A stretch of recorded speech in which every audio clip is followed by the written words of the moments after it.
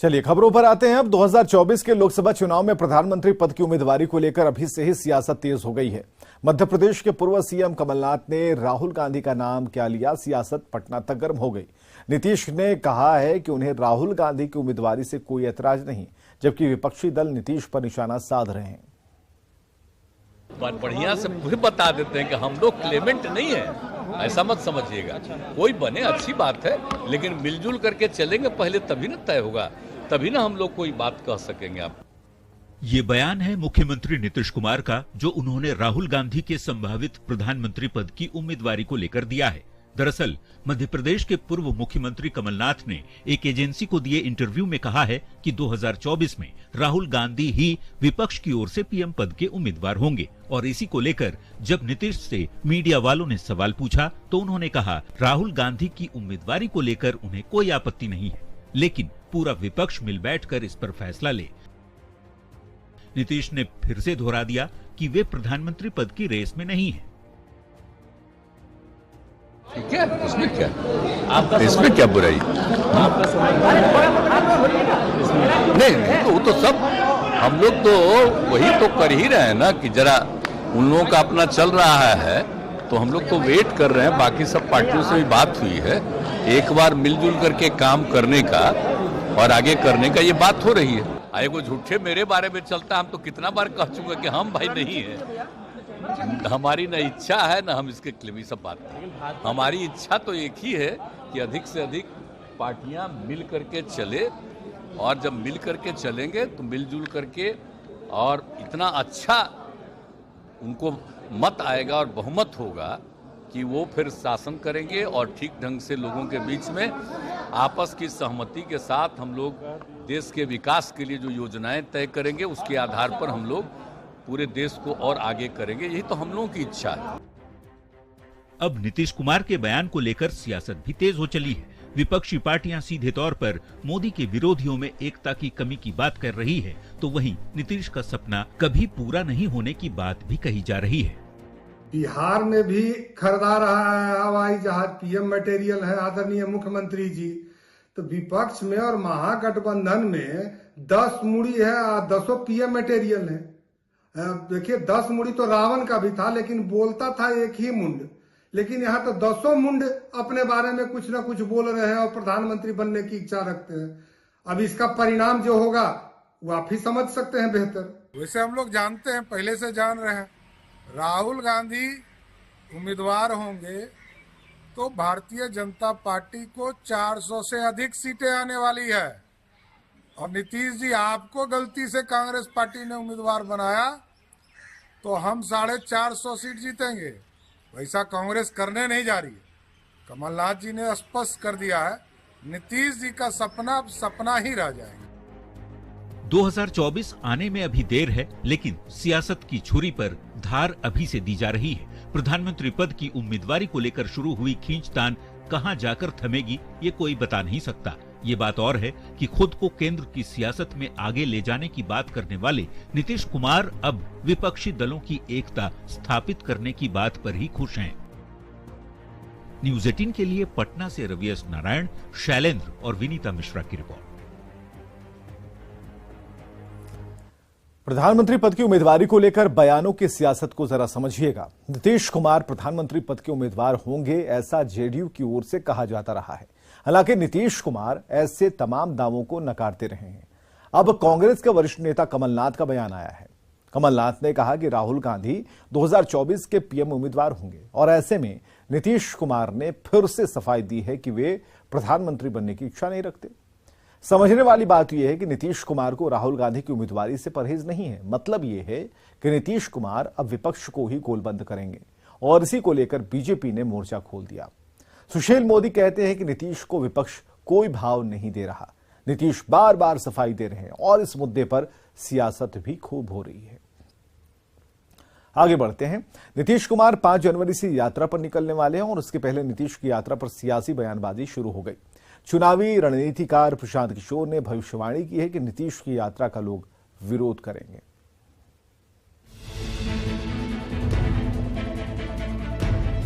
आपको पहले से एक भविष्यवाणी कर देता हूं, नीतीश जी यात्रा करेंगे तो वो उस यात्रा में सारे सरकारी अमला के बावजूद, सारी सुरक्षा व्यवस्था के बाद भी आपको प्रदर्शन, अप्रिय घटनाएं आपको देखने सुनने को मिलेगी। इस बात को एडवांस में लिख लीजिए।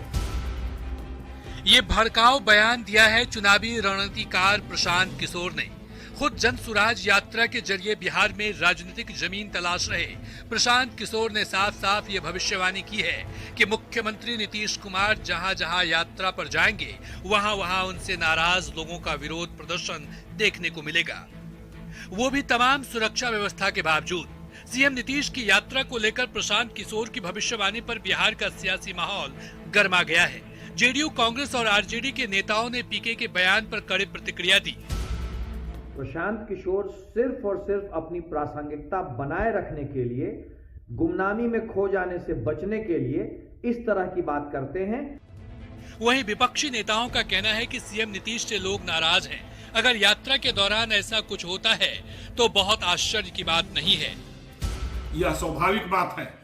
जो बिहार में शराबबंदी के बाद 2 नंबर का शराब हर एक चौक चौराहा पर बिक रहा है और जो पी करके मर रहे हैं उनके बच्चे का विरोध होगा, उन विधवा महिलाओं का विरोध होगा, गरीबों का विरोध होगा, बेरोजगारों का विरोध होगा, नौकरी की आशा में भटकते नौजवानों का विरोध होगा। क्या होगा क्या नहीं होगा ये तो भविष्य के गर्भ में है। फिलहाल सीएम नीतीश कुमार ने ये साफ कर दिया है कि वो अपनी यात्रा के जरिए लोगों की समस्या सुनने जा रहे हैं ताकि जो विकास कार्यों में कमियां हैं उन्हें दूर किया जा सके। एक तो विकास का काम कि कितना हुआ और दूसरी बात है कहां पर और क्या कमी है, वो सब देखने जाते हैं। इस बार वाला तो पूरा उसी के लिए, खास करके विकास का और सपनों का। किसी को कोई कमी है, कमजोरी है, सबका बात सुनेंगे और सबको देखेंगे। सियासी यात्राएं नेताओं के लिए जनता से जुड़ने का माध्यम होती है। प्रशांत किशोर सहित तमाम दलों के नेता ऐसा कर रहे हैं। बावजूद इसके किसी और की यात्रा को लेकर क्या इस तरह की भड़काऊ भविष्यवाणी करना उचित है? न्यूज 18 के लिए पटना से संजय कुमार के साथ ब्यूरो रिपोर्ट। नीतीश की यात्रा को लेकर पीके की भविष्यवाणी के मायने को समझिए। दरअसल नीतीश कुमार नए साल की 5 जनवरी से यात्रा पर निकलने वाले हैं। सीएम कहते हैं कि वे पिछड़े इलाकों की यात्रा करेंगे, समाज के हर तबके के लोगों से मिलने वाले हैं, ऐसा नीतीश कहते हैं। विकास कार्यों की जांच अपनी यात्रा में करेंगे, ये भी नीतीश कहते हैं। नीतीश बीजेपी पर निशाना साधते हैं और कहते हैं कि केवल भाषण नहीं देंगे, काम का जायजा लेंगे।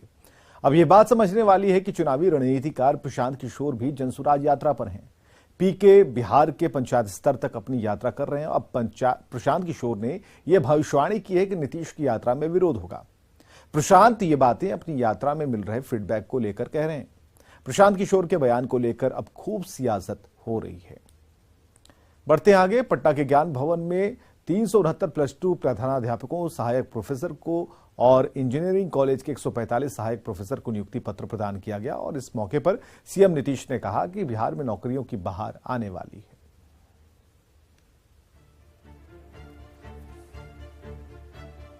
इसके अलावे बड़े पैमाने पर और भी शिक्षकों की और अन्य पदों की बहाली होने वाली।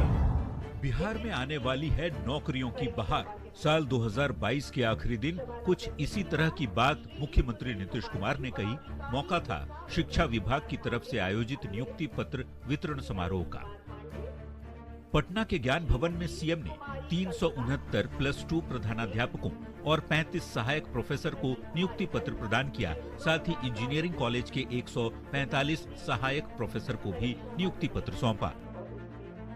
आप सब लोगों को जिनको आज नियुक्ति पत्र वितरण हो रहा, मैं उनको बधाई देता हूं और मुझे पूरी खुशी है कि वे अपने अपने काम को बहुत अच्छे ढंग से करेंगे।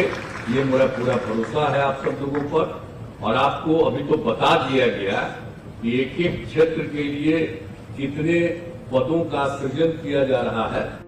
कार्यक्रम में मौजूद डिप्टी सीएम तेजस्वी यादव ने भी कहा कि विभिन्न विभागों में नए पदों का सृजन किया जा रहा है। तेजस्वी ने कहा, युवाओं को सरकारी नौकरी मिल सके, इसके लिए अधिकारियों से जल्द ही नए पद सृजित करने को कहा गया है। हम चाहेंगे कि जल्द से जल्द लोगों के लिए ये काम जो है पूरा कीजिए और इससे तो आप ही लोगों को सहूलियत होगा, सभी अधिकारी को सहूलियत होगा। शिक्षा डिपार्टमेंट में शिक्षक होंगे, प्रोफेसर होंगे, लेक्चरर होंगे, अस्पतालों में डॉक्टर होंगे, नर्स होंगे, इंजीनियरिंग डिपार्टमेंट में इंजीनियर होंगे, तो इससे तो डिपार्टमेंट बड़ा तेजी से आगे बढ़ेगा और काम होगा और बिहार आगे चला जाएगा। नई सरकार के गठन के बाद से सरकारी नौकरी की चर्चा कुछ ज्यादा ही जोर शोर से हो रही है। 20 दिसंबर को कैबिनेट की बैठक में 75,544 पुलिसकर्मियों को बहाल करने का फैसला लिया गया। साल के आखिरी दिन 530 नियुक्ति पत्र बांटकर सरकार ने एक मैसेज देने की कोशिश की है। 2023 में कितने युवाओं को नौकरी मिल पाती है, ये देखने वाली बात होगी। न्यूज़ 18 के लिए पटना से रवि एस नारायण की रिपोर्ट।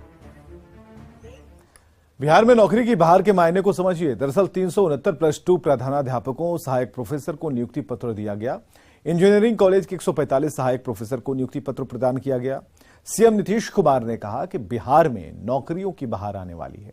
शिक्षा विभाग में बड़ी बहाली होगी, शिक्षकों की कमी को दूर किया जाएगा। मुख्यमंत्री के साथ डिप्टी सीएम ने भी रोजगार को बढ़ावा देने की बात कही। महागठबंधन की सरकार बनते ही रोजगार का पिटारा खोले जाने की बात कही गई थी।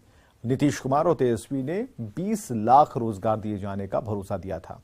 अब सरकार अपने वादे को पूरा करने की कोशिश दिखाना चाहती है। सरकार लोगों में भरोसा पैदा करना चाहती है कि वादे को पूरा किया जाएगा। बिहार में रोजगार का मुद्दा काफी अहम है और ऐसे में इसे गंभीरता से दिखाने की कोशिश भी हो रही है। आगे बढ़ते हैं। सारण शराब कांड के मुख्य आरोपी को दिल्ली से गिरफ्तार किया गया। दिल्ली पुलिस की क्राइम ब्रांच की टीम ने मास्टरमाइंड रामबाबू महतो को दबोचा है। मुख्य आरोपी की गिरफ्तारी को लेकर मुख्यमंत्री ने कहा कि दोषियों को किसी भी हाल में बख्शा नहीं जाएगा।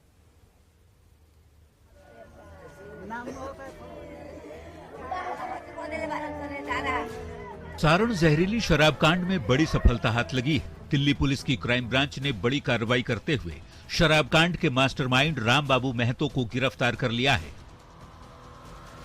करीब 80 लोगों को मौत की नींद सुलाने के बाद से ही रामबाबू फरार चल रहा था। होम्योपैथ की दवा में नशीले पदार्थ डालकर लोगों की जान से खिलवाड़ करने वाला रामबाबू से जुड़े कुछ इनपुट बिहार पुलिस ने मुहैया कराए थे, जिसके आधार पर ये कार्रवाई की गई। पूछताछ में ये बात सामने आई है कि आरोपी ने होम्योपैथिक दवा से जहरीली शराब बनाने की बात कबूल की है। न्यूज़ 18 के पास शराब में मिलाने वाले केमिकल का एक्सक्लूसिव वीडियो भी मौजूद है। यही वो बोतल है जिसे आरोपी रामबाबू के पास से दिल्ली पुलिस की क्राइम ब्रांच ने जब्त किया है। इसी केमिकल को रामबाबू शराब में मिलाया करता था, जिस जहरीली शराब को पीकर सारण में करीब 80 लोगों की मौत हो गई। मास्टरमाइंड रामबाबू महतो को रिमांड पर लेने के लिए सारण पुलिस दिल्ली गई है। मसरख शराब कांड से जुड़ा एक नया अपडेट सामने आया है और दिल्ली पुलिस ने अब इस मामले के मास्टरमाइंड रामबाबू महतो को गिरफ्तार कर लिया है, जो सारण जिले के डोइला गांव का रहने वाला बताया जा रहा है। और ये बताया जा रहा है कि इस पूरे कांड में इसकी काफ़ी गहन संलिप्तता थी। ये डिलीवरी बॉय के तौर पे काम करता था। जो भी शराब आता था उसे रामबाबू महतो ही खपाया करता था। डोइला गाँव में इसका घर है, जहाँ पे पुलिस ने सर्च अभियान चलाया था। वहाँ से कई आपत्तिजनक सामान मिले थे। मुख्यमंत्री नीतीश कुमार ने शराब कांड के मास्टरमाइंड की गिरफ्तारी पर बयान दिया है। सीएम ने साफ कहा है कि गड़बड़ी करने वालों के खिलाफ लगातार एक्शन लिए जा रहे हैं और दोषियों को किसी भी हाल में बख्शा नहीं जा रहा। समझाया जाता है और फिर भी जिनको जिम्मेवारी दी जाती है उसमें भी सब ठीक ढंग से कभी कभी काम नहीं करता है, तो एक्शन उस पर भी होता है। तो इसलिए एक एक चीज को देखा जाता है कि भाई कहीं कुछ हो रहा है, देखिएगा ना। तो आजकल देख रहे हैं कहाँ कहाँ पकड़ा रहा, कहीं कोई बाहर से आ रहा है, कहीं कोई अंदर कर रहा, तो रोज पकड़ा रहा, गिरफ्तार कर रहा। और हमने ये कह दिया कि बिना मतलब का लोगों को नहीं, असली जो करता है अंदर तौर पर उसी को खोजिए और उसी को पकड़िए, ये हमने कहा है लोगों को। दर्जनों परिवार को तबाह करने वाला शराब कांड का मास्टरमाइंड अब पुलिस की गिरफ्त में आ चुका है। रामबाबू से जुड़ी कुछ अहम बातें जान लीजिए। दिल्ली पुलिस की क्राइम ब्रांच की टीम ने रामबाबू को पकड़ा है। दिल्ली के द्वारका इलाके से उसकी गिरफ्तारी हुई और पूछताछ की जा रही है। रामबाबू महतो के खिलाफ पहले से ही 7 केस दर्ज हैं।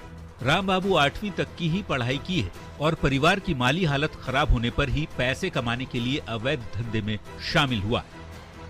न्यूज़ 18 के लिए छपरा से संतोष गुप्ता के साथ पटना से रवि एस नारायण की। तो शराब कांड के मास्टरमाइंड की गिरफ्तारी को जरा समझिएगा। सारण शराब कांड में करीब 80 लोगों की जान चली गई थी। दर्जनों परिवार शराब के जहर से उजड़ गए। पुलिस और उत्पाद विभाग की टीम लगातार सख्ती बरत रही है और इन दावों के बावजूद मुख्य आरोपी फरार था। बिहार पुलिस ने दिल्ली पुलिस को इनपुट दिया और अब गिरफ्तारी हुई। समझने वाली बात यह है कि जांच में होम्योपैथी की मेडिसिन में नशीला पदार्थ मिलाने का खुलासा हुआ। आरोपी रामबाबू महतो को सबूतों के साथ दिल्ली पुलिस ने अरेस्ट किया है। उसने कबूल किया कि पैसों की खातिर वो दूषित शराब की सप्लाई करता था। रामबाबू लोगों के घर तक जाकर शराब की डिलीवरी किया करता था। अब शराब कांड के मास्टरमाइंड के पकड़े जाने पर पुलिस ने राहत की सांस ली। आगे बढ़ते हैं। साहिबगंज के रविका हत्याकांड के 15 दिन बाद बोरियों के तालाब से रविका का सिर बरामद कर लिया गया। इसके साथ ही शव के बरामद टुकड़ों की संख्या 41 हो गई, जिसकी फॉरेंसिक और डीएनए जांच हो रही है।